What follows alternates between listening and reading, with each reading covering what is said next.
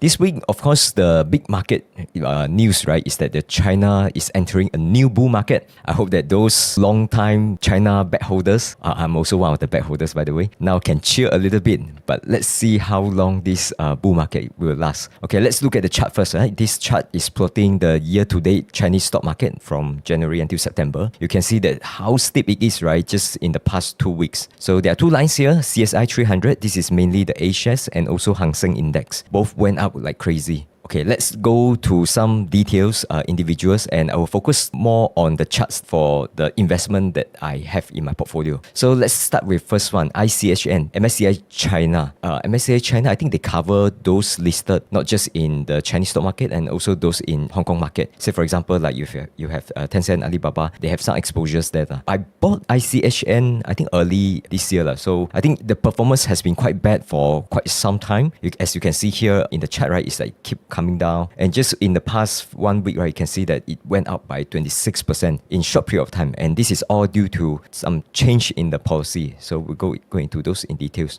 The second one, CNYA, this is really just China A shares. These are the stocks that only listed in China. So if you go through the list, right, I believe aside maybe from Moutai, right, other than that, maybe if you go through the list, even the top 10 or 20, we will still see quite a number of names that we are not familiar with, because most of these companies, they only have exposure or their business is focusing on just local market. But I have this for quite some time already. The performance, like I said, is similar. It wasn't that good. It's just that recent 1 week or so just shoot up like a rocket. It's quite obvious, right? It's like almost 21% increase just a few days. Next one, Tencent. Tencent also, finally, my positions for Tencent is already green, but not a huge gain for now. Hopefully, it will continue to rocket from here. Then next one, Meituan. This one, I think one of my friends, I forgot, maybe it's Chicken, just mentioned to me, it's like, wow, Meituan also fly like crazy. I look at the chart, I was like, wow, also shocked. 62% gain in just, let's say, talking about like 2 weeks here, right? So I think this one, I also been holding this for years already, still holding. I think the business still okay, doing okay, but not really fantastic.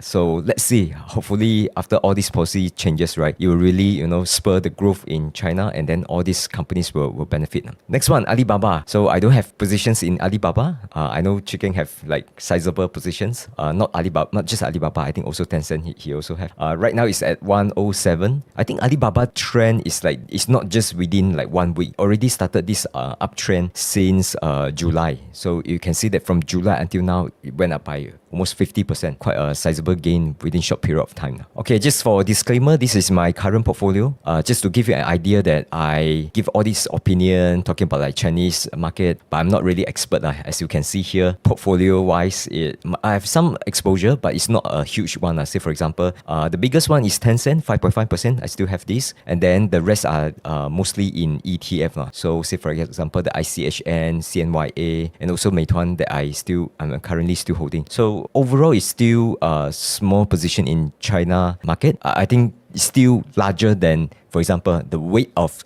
Chinese stocks in, let's say, the VWRA. I think their weight is even smaller, given that the performance has been bad. The entire Chinese stock market size already shrink quite a fair bit. So if you just own VWRA, you thought that, okay, you will have Chinese exposure, right? Yes, you have, but it's very, very tiny. I recall last time I saw it was about like 3 or 4%. Now maybe slightly higher, but definitely less than 10%.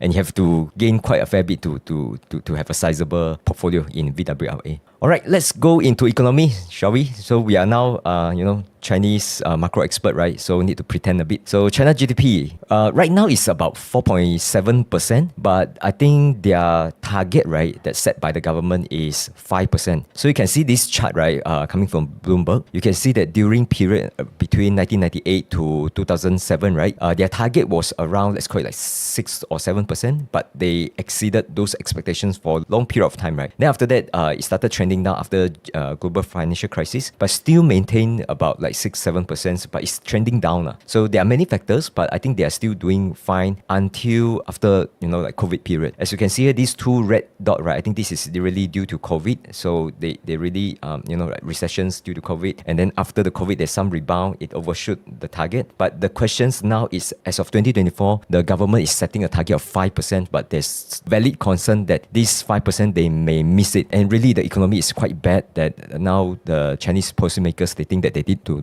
do more. That's why all these, changes in policy. So the question now is that we are now in end of September. There's only 3 months remaining. Can they actually use all these, policy changes to actually hit their target? I think hitting 5% or not, I think this is still not a big issue, because even if with this kind of forceful policy, right, it will still take time to get into the economy. So I think the questions mark now is that for 2026, can they still maintain this kind of growth or not, or will we see that this downtrend in the GDP growth continue to come down? Because demographic wise, I think they are already slowing down, and now there's a lot more issues, for example real estate and so on, that the government is quite concerning about. So what's contributing to all this slowdown in GDP growth? So you can look at this chart, right? I think for this year, I think the component that actually coming down is not so much about, like, let's look at it, not export, not really investment, although those are not really fantastic, but it's actually the local consumption. You can see early this year is still quite high, and then it was trending down. And what's the reasons of all this? I think they are all interlinked. For example, like the real estate market is something that's quite worrying, and then I think now is the problem already affect into the job market, and then this Tangping phenomenon is already like quite some time. So I think all this, they have some link. It's just that when big economy like China, when they start to slow down, right, sometimes things link to each other, and then they will pull each other and all get down together. And I think the worry is that they might get into a prolonged recessions. That's why all this policy is really important. Okay, so the next one, let's talk about the confidence index. So you can see that the confidence index was considered quite high, like around 120 range until COVID. And we all know, like right after COVID, what happens, right? It's all the crackdown in real estate market. It's all about the policy changes. I think, and then there's also tensions with US. There's also, like the entire Western world is trying to pivot from China. Although all this pivot is not going to take like overnight. It takes time. But now in terms of the big growth, I think if possible, right, all this, they wanted to build factory outside of China instead. So I think all this pointing towards very worrying sign that China might really, coming down in terms of their economy, experiencing all this slow growth. So the confidence is definitely something that you can see that is coming down, and it has been lingering below 90 for some years already. Then the China housings, right? So you can see that now China home sales has dragged on. It's like year to year monthly sales is already negative for, let's call it like about 2 to 3 years already. This is really due to changes in the policy, right? The 3 red lines, and then it really hit the real estate market hard. And once the price started to come down, right, there's no more FOMO anymore. Say, for example, if you look at Singapore, right, people are buying because house price keep on going up. People still buying because there's this belief that if you don't buy now, it will only get more expensive in the future. But as you start to see, like, okay, the house price coming down for a few quarters already, 1 year already, 2 years already, so the belief will change, right? So and now if you believe that the price will not go up, or maybe it will still coming down slightly next year, then you will just wait, right? And once people start to wait, then it's harder for house price to continue to go up further. I think this is something that it will feed, or the fear will feed over itself. And then you can see that not just the monthly sales, the home prices, new home prices is already starting to come down. So, and then this news was actually in July this year, so it was like 2 months back, and then already I think that there are hints that, and there's also the industry already start to communicate that if these things continue, right, it is not sustainable. It will become a larger problem. And I think there's also lobbying within the country to say, let's relax the policy, let's help out with all this to like spur the growth in real estate market. This is coming from the same article. It just shows that the new home prices dropping 4.5%. And I think the worrying sign is that you look at the trend, right? Initially, let's say before 2022, price growth, right, is already slowing down. Slowing down is good, right? But now it started to get into negative territory. That's totally different situations. For example, let's say when it comes to inflations, government or central bank, they want to control, they want to manage inflations to be low inflation. But the moment inflation become negative, become deflation already, that's will like leads towards recession, right? So that's something that's the worrying part now. Then we all know what happened, right? After that is like the bazooka coming out now. And this one, I think people are speculating about all these bazooka like policy changes for quite some time also. It's just that when you observe Chinese government, right, they are in the past, excluding this past week, right, they have been very conservative when it comes to really, power up the fiscal and then do monetary easing. They are, like considered in the camp of like not doing anything. That's why the stock market, the real estate market has been quite disappointed, and that's why capital also exited the country, right? And so all this, right, is true until last week, and then suddenly there's this 180 degrees U-turn that there's clear sign that the government is doing something now, okay? So that's why the entire market is cheering now, right? So let's get into detail what are the changes, okay? So the first thing is that they cut the reserve requirement ratio, RRR, by 50 basis point, and then they cut all this, like 7-day repo, 20 basis point, and then I think after one day they cut the 14 days repo. So I think this one, right, they fall under the category of monetary policy, meaning that now they are tuning the monetary policy towards the easing side, meaning that they will flood the economy with more liquidity, let people borrow money at a cheaper rate, and then provide financing to all these, like financial entities to have more capital to put into stock market, to spend and so on. So this is really like, if you just compare this against like the US monetary policy, right, this is really like it is equivalent to lowering the interest rate, okay, meaning that now monetary side is easing. The questions now is that usually if you just do things on the monetary side, right, sometimes whether it's effective or not is still question mark. So we also want to see on the fiscal side, because fiscal side can be even more powerful. Okay, so on the fiscal side, which I actually pay more attention to, fiscal means that government will either spend more or they give more money to peoples, to institutions to spend more. We need to see the real spending, right, not just the interest rate is lower, or which is the monetary side. So for now, at least we can see that, okay, there's rumor announcement to say that, okay, Ministry of Finance is planning to issue 2 trillion yuan special sovereign bonds this year. I think this is still a mix of like, just rumor. We don't know the full details, but at least there's numbers that come out to say that, okay, government is issuing bonds. So issuing bonds is really like government borrow, right? They are not going to borrow the money and they just sit there and do nothing, right? So all this borrowed money will be spent somewhere. Around global financial crisis, the government actually, they borrow money and then they take the money, they spend into infrastructure, and we can see the effect, right? Infrastructure has been, very good in China, but also it leads to problem, for example, like over capacity or overbuilt kind of situations, right? Which is not something that the government wants. So now the focus is like how much they will issue, how much they will spend, and spend in what kind of area. Those areas that benefits, right? Those industry that benefits will depend on this exactly where's the spending. Then there's this one that I think quite interesting is that the previous day the country said it will give one-off cash handout to residents facing hardship and involve more benefit for some unemployed people. I think this is a bit similar to Singapore situations where the government just give CDC voucher to people, and then you take this money and you go and spend in food court, supermarket. There's subsidy on utility bills and so on. So I think this one definitely is a good sign, because usually when it comes to like the wealth distributions, right, those who are poorer, they will take all this money and definitely they will spend. Whereas let's say if you give money to the rich people, right, they put money back into investment in stock market, which is not real economy spending, right? So I think, let's say if the government really give handouts to the people and let them spend, right, I think definitely this is good for the confidence, good for the overall economies, and there's this money will start to flow. But the question is always the detail, right? Like how are they going to distribute this money? What is the amount and so on? So this one, I think we're still watching to see the detailed implementation, but I think all these are pointing towards good sign. Okay, this one come back to the issuance again, right? Just to say that officials have issued some 752 billion yuan of securities so far this year, out of a planned 1 trillion yuan by November. So I think the more interesting part is just look at the chart, like how much the special CGB issuance within announced plan, and then the potential special CGB issuance. So I think the blue color one is the one that's market started to speculating. If you want to see the government really bring out the bazooka and really spend, right, they really need to, just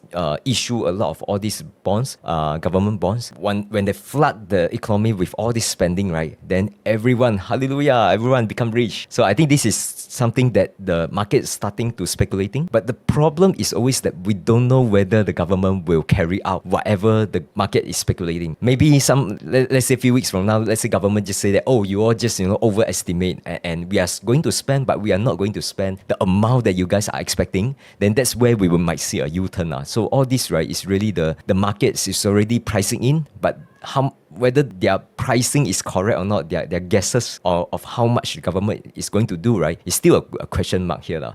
But let's say if government deliver this kind of borrowing and then just spend, right, I think it's really, really quite powerful. And I actually think that now government issue all this bond and go out to spend, right, I think it's actually quite a good timing, because actually if you observe China interest rate, right, their 30-year bond yield is actually 2.35%. And bond yield low, right, it's also because, there's slow growth, inflation is low, and then when people wanted to put money in the stock market also, they are afraid that all these corporates are not making money, economic was growth, and hence they will rather put money into, like just buy bonds and at least you get some guaranteed payout, right? I think the entire market participants, right, is already like crowding out into bond market for quite some time already, and you can see that the yield, right, has actually dropped from about around 2.6% down to 2.1%. So now let's say the China government is going to spend, right, they are actually borrowing at quite a record low interest rate, which is good for them. It's just that the problem is always that, okay, after they borrow, how are they going to take this money and use it? Because I think this is whether they are going to spend it in what kind of area, that's the one that people are paying attention to. But in terms of timing wise, you want to borrow when the yield was 2.35% rather than, like wait until the yield go up to 4%, then only you talk about like, okay, I might need to spend more. And after this news, right, this news about the issuance, all these policy changes, right, you can see that the yield actually shoot up from 2.1 back to 2.35%. This is basically just the supply demand. People are expecting really the government will go and issue bonds, and there's more issuance. Of course, there's more supply. More supply means that the local bond yield or price will come down and yield will go up slightly.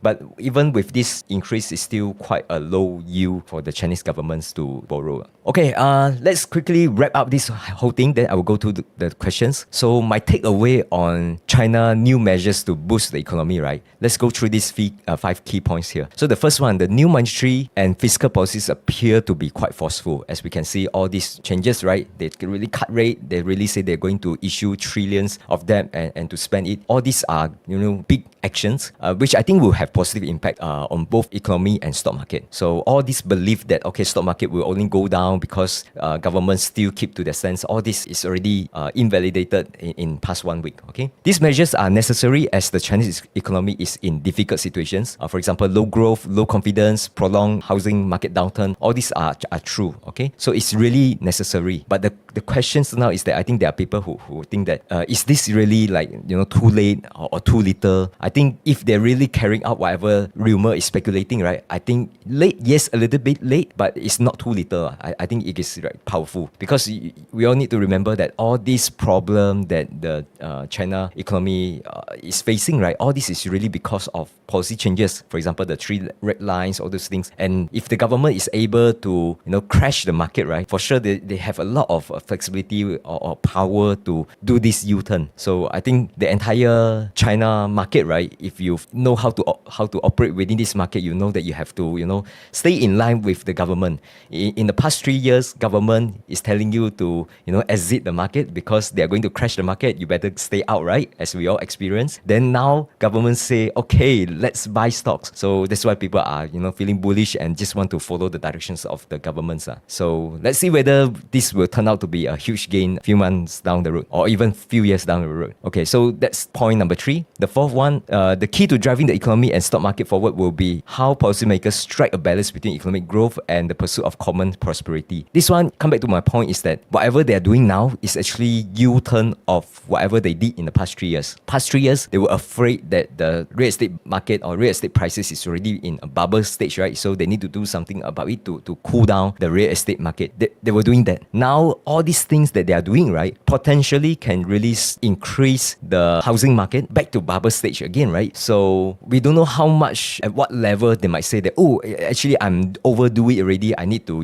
scale back and do another U-turn, right? We don't know all this. We don't know the timing. So sometimes it's like this. We know that whatever Chinese government trying to do, right, they will be successful. The difficult part is that to predict when they will U-turn or how much they will do.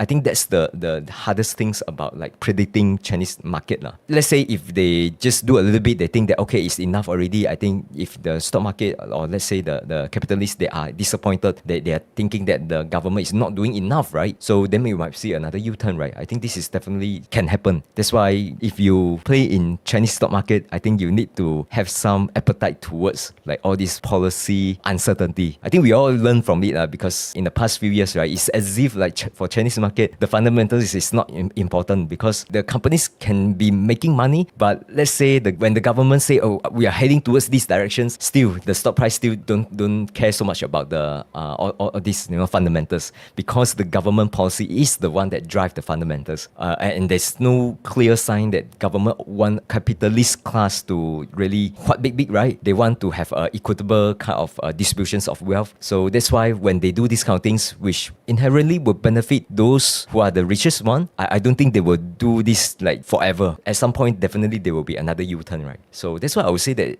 we have to really, unless you can really read the government's movement and you can predict their policy changes beforehand. If not, just the market timing part of for Chinese market, right, is definitely not easy now. All right, then lastly, come from my own portfolio. I think I have some, like I say, right, I have some investment made to Chinese market early this year.